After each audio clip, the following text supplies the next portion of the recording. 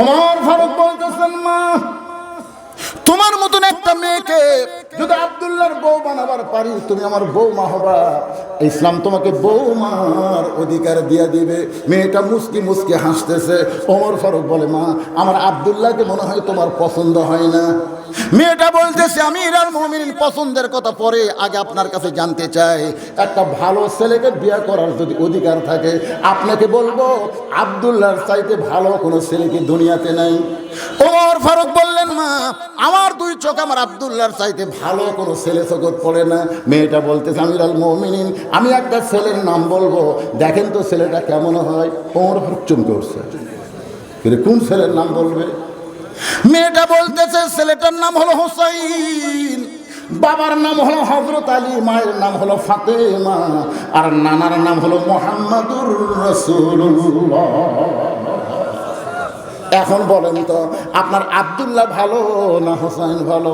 উমরের চোখ দিয়ে দর দর করে পানি পড়তেছে। হযরত উমরের চোখ দিয়ে দর দর করে পানি পড়তেছে। কারণ আসরের নামাজের প্রথম সেজদায় নবী তিনবার সুবহানাল্লাহ আলা বলেছে, কিন্তু দ্বিতীয় সেজদায়, প্রথম রাকাতের দ্বিতীয় সেজদায় নবী সেজদায় গিয়ে আর মাথা তোলেন না।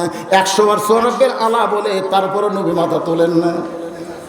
অনেক সময় পরে মাথা তুলে দ্বিতীয় রাকাত পড়লেন, তৃতীয় রাকাত পড়লেন, চতুর্থ রাকাত পড়ে যখন সালাম ফেরালেন, ওমর ফারুক বলে, রাসূলুল্লাহ প্রথম সেজদায় তিনবার সুবহানাল্লাহ আলা, কিন্তু দ্বিতীয় সেজদায় এত লম্বা দিলেন কেন?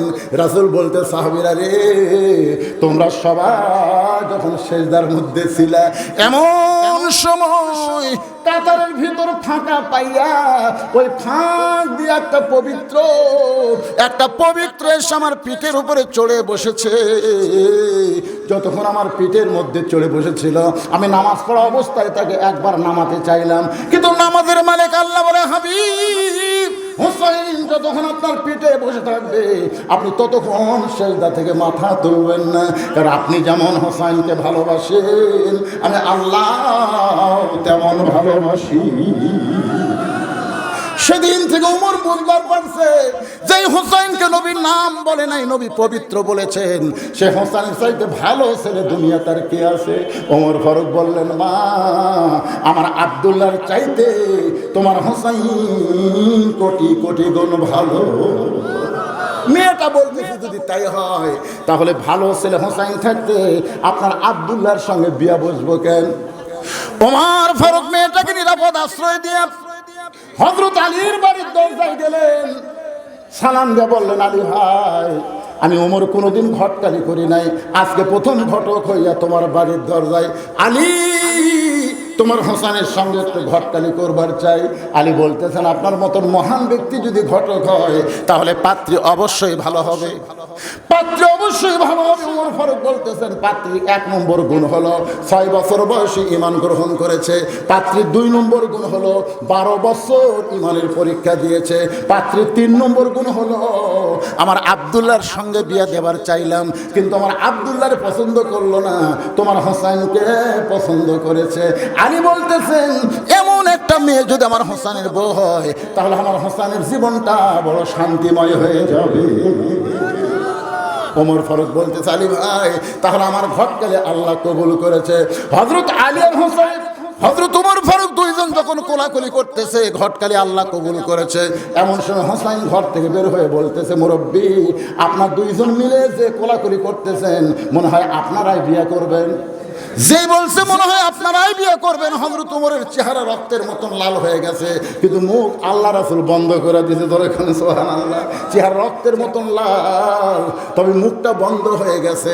অনুরোধ স্বরে বলতেছে, হোসাইন, আমিও তোমার মুরব্বী, তোমার বাবাও তোমার মুরব্বী, আমরা 2 মুরব্বী মিলে যদি সিদ্ধান্ত নেই, তুমি কি সিদ্ধান্ত গ্রহণ করবে না?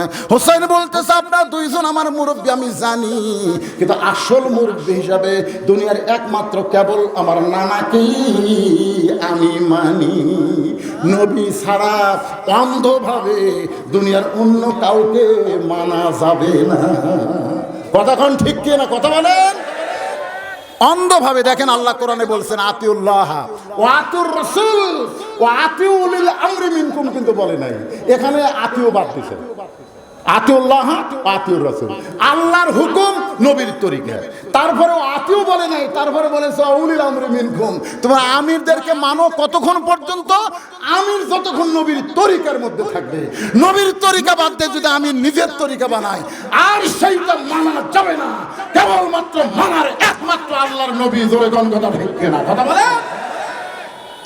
হোসেন বলতেছে আপনার দুইজন আমার মুরব্বী, আমি জানি তো, সম্মান করি, এটা আসল মুরব্বী হিসাবে আমার নানাকেই কেবলমাত্র মানি। ওমর ফারুক বলে হোসাইন তুমি কি বোঝাবার চাও? হোসাইন বলতেছে আমিরুল মুমিনিন, মনে কষ্ট নেবেন না। কয়েকদিন আগে আমি স্বপ্নে দেখলাম, কয়েকদিন আগে আমি স্বপ্নে দেখেছি আমার নানা ঘরের মধ্যে আরাম করতেছে।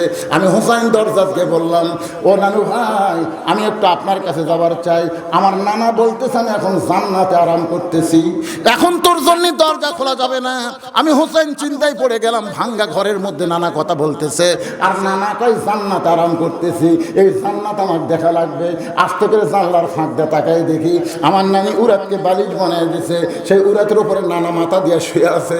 আমি রাগ করে বললাম নানা, নানির উরাতকে বালিশ বানাইলে কি জান্নাতে থাকা যায়? নানা বললেন হোসেন তুই ছোট্ট মানুষ, বুঝবি না, তোর নানির মতন বউ যদি কেউ ঘরে পায়, ওই ঘরটা আল্লাহর জান্নাত হয়ে যায়। হোসেন বলতেছে সেদিন থেকে আমি সিদ্ধান্ত নিছি, আমার নানা যেমন বিয়ে করছে, ভাঙ্গা ঘর নানির কারণে জান্নাত হচ্ছে, আমিও আমার নানার মতন বিয়ে করবো। আব্বা বলেন তো আমার হাসান ভাইকে আপনি কার সাথে বিয়ে দিয়েছেন? আপনি জানেন? আপনি জানেন? আমার বড় ভাই মাঝে মধ্যে কান্দে। আমি একদিন তার কান্না দেখে চিন্তায় পড়ে গেলাম, ভাই কান্দে কেন? হাসান খুবই নরম মানুষ, অবিকল নবীর মতো। জোরে কোন সুবহানাল্লাহ। হোসেন বলে ভাই যান আপনি যে গোপনে গোপনে কাঁদলেন তার কারণ কি? বলে না না তোকে বলা যাবে না। কেন বলা যাবে না? আমরা দুই ভাই। তখন হাসান বলতেছে তোর ভাবির কারণে, তোর ভাবি খুবই কুটনি রে। হাসান রাদিয়াল্লাহু বইয়ের নাম হলো জায়েদা। জোরে কোন নাম কি? হায় হায়, জায়েদার জীবনে পড়বেন ভাই, বর্তমান মেয়ে মানুষের মতন, এর কথা ওর কাছে, ওর কথা ওর কাছে, এই হাসিনার মতো সব কথা ভারতক বলে দিছে, মুদি খেপে যাচ্ছে। বাংলাদেশের মানুষ চায় না, ক্ষমতা চায়। ধরে কোন কথা ঠিক কিনা? আমার বাপের দেশ আমার দেশ, বাপের দেশ আমার। ওরে বাবা, বাপের দেশ? তোর বাপ কি দেশ স্বাধীন করছে? যুদ্ধের 9 মাস তোর বাবা পাকিস্তানে পলায় ছিল, আর তোরা ভাই বোন সব ভারতের মধ্যে ছিলি। শহীদ পেয়েছিলেন জিয়াউর রহমান, স্বাধীনতার ঘোষক। জোরে কোন কথা ঠিক কথা বলে। দেশের যুদ্ধ করলো কে? আর জাতির পিতা হলো কে? জাতির পিতা। ওরে বাবা কি মশান, আমার বাপের দেশ আমার দেশ, তো পলালো কে? কি কথা বলার সাইজ আছে না? কথা বলেন, একটু মনোযোগ দিয়ে শুনবেন। আমার নানা যেমন বিয়া করছে আমিও তেমন বিয়া করব। বাবা আপনি বলেন তো আমার মা আপনার কেমন বউ? আমার মা আপনার কেমন বউ? ও বাবা আপনি বলেন তো আমার মা আপনার কেমন বউ ছিল? আমার মা যদি ভালো বউ হয়ে থাকে, আমার নানি যদি নানার ভালো বউ হয়ে থাকে, তাহলে আপনি কি চান না আমি একটা ভালো বিয়ে করি? ওমর ফারুক বলে মা, ওমর ফারুক বলতেছে হোসাইন আমি যে মেয়েটার ঘটকালি করতেছি এই মেয়েটা অত্যন্ত ভালো মেয়ে। হোসাইন বলতেছে আপনার কাছে ভালো হতে পারে কিন্তু আমার কাছে নাও হতে পারে। ওমর ফারুক বলতেছে তাহলে কি তুমি বিয়ে করবে না? হোসাইন বলতেছে আমি সেই মেয়েকে বিয়ে করব যে মেয়েটা আবার 3টা প্রশ্নের উত্তর দিবার পারবে। ধরে কোন কয়টা? ওমর ফারুক বলে হোসাইন কি 3টা প্রশ্ন করবে? হোসাইন বলতেছে যাকে বিয়ে করব তার সামনে প্রশ্ন আউট হবে, দুনিয়ার কারোর কাছে প্রশ্ন আউট হবে না। ওমর ফারুক বলে আলী তোমার হোসেন যে 3টা প্রশ্ন করবে এ ব্যাপারে তোমার মত কি? আলী বলতেছে জীবনের প্রথম শুনলাম। ওমর ফারুক বলতেছে আল্লাহ আমার ঘটকালি কবুল করে নাই। এক দৌড়ে মেয়েটার কাছে গিয়ে বলতেছে মা আমার আব্দুল্লাহকে বিয়ে কর রে মা, আমার আব্দুল্লাহকে বিয়ে করলে তুই শান্তি পাবি। মেয়েটা বলতেছে একবার খালি বলেন আব্দুল্লাহ হোসেনের চাইতে ভালো, তাহলে আমার কোনো আপত্তি নাই। ওমর ফারুক বলতেছে আব্দুল্লাহ কোনোদিন হোসেনের চাইতে ভালো হবার পারবে না, তাহলে হোসেন থাকতে আমি দুনিয়ার অন্য কোনো যুবককে বিয়ে করব না। ওমর ফারুক বলতেছে মা হোসেন সেই মেয়েকে বিয়ে করবে যে 3টা প্রশ্নের উত্তর দিবার পারবে, যেই প্রশ্ন আমিও জানি না তার বাবাও জীবনে শুনে নাই, তাহলে তুই কেমনি উত্তর দিবি? মেয়েটা ঘরের ভিতর থেকে বলতেছে, ইয়া আমিরুল মুমিনিন, হোসেন যে 3টা প্রশ্ন করবে আমি জানি না, তবে আমার ঈমান বলতেছে আমি না পারলেও আমার আল্লাহ পারবে। আপনাদের ঈমান কি বলতেছে? ভারত যতই চিল্লাচিল্লি করুক, ভারত কিন্তু বাংলাদেশের সাথে পারবে না। আমার ঈমান বলতেছে বাংলাদেশকে কিছু কিছু ভারত কিছু করতে গেলে ভারত ভাঙ্গা খান খান হয়ে যাবে। ধরে কোন কথা ঠিক না? ওরা খালি খেঙ্গি কুত্তার মতন ঘাং ঘাং করবি, কিন্তু লাগবি। আর ঈমান বলতে থেকে লাগিয়ে দেখ, খালি লাগিয়ে দেখলে ভারত ভাঙ্গা খান খান হয়ে যাবে। ধরে কোন কথা ঠিক না? যতটুকু এরিয়ার মানুষ বাংলা ভাষায় কথা বলে সবাই মিলে আমরা নতুন একটা বাংলাদেশের স্বপ্ন দেখি। ধরে কোন কথা ঠিক কথা বলে? আমার ঈমান বলতেছে। আপনাদের ঈমান কি কয়? ভগবানের কোনো শক্তি আছে? মাজনা বাড়িতে আমার ওয়াজ, যৌবনের ওই পারে কাজীপুরে আমি গাড়ি রাইখা নৌকা চললাম ভাই, বিশাল নৌকা, 100 যাত্রী নৌকা। যখন যৌবনের মাঝখানে এমন সময় আসমানে কালো মেঘ করে বাতাস শুরু হলো। ওই 100 জনের মধ্যে 2 জন হিন্দু ছিল। 2 হিন্দু আমার কাছে বলতে, হুজুর যে হারে বাতাস শুরু হলো কিছু একটা করেন। আমি বললাম কি করবো ভাই? হুজুর আপনি জানেন না এরকম বিপদ যখন হয় তখন মুসলমান আজান দেয়। তুই কেমনি বুঝলি? আমার বাড়িতে মুসলমান এলাকা, আজান দিলে এরকম যায়, হুজুর দেন আসান। আমি বললাম তোরকে ভগবানের খবর কি? হুজুর যে কি কর, আমাকে ভগবান জাগা মতো থাকে, হুজুর সব জায়গা থাকে না। বিপদে বললে হিন্দুরা পর্যন্ত আল্লাহ কয়। ধরে কথা কর না। আপনি জানেন এই মোদী সরকারের কতকগুলো উগ্র তারা সাথে থাকতে পারে বাংলাদেশ ইসকনের সঙ্গে। সব হিন্দু নাই, অনেক হিন্দু আমাদের সাথে আছে। ধরে কোন ঠিক কিনা ভাই? খালি লাগিয়ে দেয়। কি খবর আসলেন?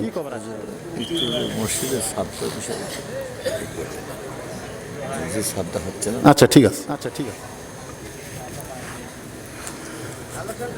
না না না, মুসলমানের কাছে সবচাইতে দামি মহব্বতের জিনিস হলো মসজিদ। বুঝলেন? বাবরি মসজিদ ভাঙ্গা ভারত ওই জায়গায় রাম মন্দির বানাচ্ছে। ধরে কোন কথা কন? আগে 400 বছরের পুরাতন বাবরি মসজিদ ছিল, সে বাবরি মসজিদ ভাঙ্গা ওই জায়গায় রাম মন্দির বানাচ্ছে। আর আমরা মুসলমান ভাঙ্গা মসজিদ টাকা পয়সা চাঙ্গা করতে পারি না। আপনি জানেন আল্লাহ রাসূল বলেছেন যে আমার আল্লাহর ঘর তৈরি করে আল্লাহ সাথে সাথে জান্নাতে তার জন্য একটা ঘর বানায়। একেবারে সুবহানাল্লাহ কবির না বলতে যে হুজুর মসজিদ দেওয়াল হচ্ছে, দেওয়াল হয়ে গেছে, ছাদ হয়নি। আপনার বলেন তো ঘরের দেওয়াল আছে ছাদ নাই, ওটা ঘর? কার ঘর? মসজিদ কার ঘর? আপনার ঘর। আপনার ঘর যদি দেওয়াল থাকে ছাদ না হয় আপনার কষ্ট লাগে না? যে দেওয়াল দিয়ে কি করলাম রে, ছাদই হচ্ছে না। এই মসজিদের অবস্থা হয়েছে তাই। এখন এই সময় যারা উঠবি আল্লাহ আল্লাহ আল্লাহ তোমার মসজিদের কথা বলতেছে, এই সময় যারা উঠবি আল্লাহ 1 মাসের মধ্যে এরকম প্যারালাইসিস দিও আল্লাহ। আল্লাহ তোমার ঘরের জন্য কথা বলতেছি, এরপরও যারা উঠে এদের প্যারালাইসিস দিয়ে এমন ভাবে বসে দাও আর যেন নড়া না পারে। ধরে কোন কথা ঠিক কিনা? আশ্চর্য কথা। এ লড়ে কে রে? খালি দেখেন তো লড়ে কে? বিশ্বাস করেন যে কোরআন শরীফ আমার হাতে, কোরআন শরীফ। এই নভেম্বর মাসের 2 তারিখে আমার মাহফিল ছিল নওগাঁ জেলার নিয়ামত থানায় ছাত্রাতে। মাহফিল শেষ, আমি দোয়া দরুদ পড়তেছি, মোনাজাত করব। ইতিমধ্যে 2 ছেলে, পাশে একটা মোটরসাইকেল ছিল, সে মোটরসাইকেল মনে হয় সাউন্ড বক্স না, এমন ভাবে স্টার্ট। আমি কইলাম কে রে, মোনাজাত করলে 5 মিনিট লাগবে রে। এই 5 মিনিট মোনাজাত বাদ দিয়ে তারা যাচ্ছে আল্লাহ, খালি এই কথাই কইছে। বিশ্বাস করেন কোরআন শরীফ সামনে। এই যে মাহফিল থেকে 11 কিলো ফাঁকে ওরা 2 জন একটা মাছের গাড়ির সাথে বাজিয়া 2 জনই মরিছে। 2 জনই মরিছে। হ্যাঁ মরিছে। পেপার দেখে লিখলো বদরুশিদের ওয়াজ শুনলো, এসে মোনাজাত না করে তড়িঘড়িকে বাড়ির যাওয়ার সময় বাড়ির যাওয়ার পারল না, চলে গেল। কি আপনারা কি মনে করতেছেন আমার কোনো যোগ্যতা নাই? আমি জানি কোনো যোগ্যতা নাই। আল্লাহর ঘরের যোগ্যতা নাই, সেই ঘরের স্বাদ হচ্ছে না। আর সেই স্বাদের কথা বলতেছি, তারপরে মাজা তুলে করে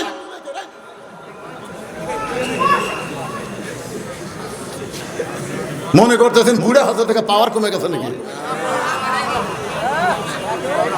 কোন অ্যাঙ্গেলে ওয়াজ হবে না, ডাইরেক্ট মার হবে। কোন কথা ঠিক না? সুবহানাল্লাহ। মেয়েটা বলতেছে আমিরুল মুমিনিন হোসেন কি তিনটা প্রশ্ন করবে আমি জানি না, তবে আমার ঈমান বলতেছে আমি না পারলেও আল্লাহ পারাবে।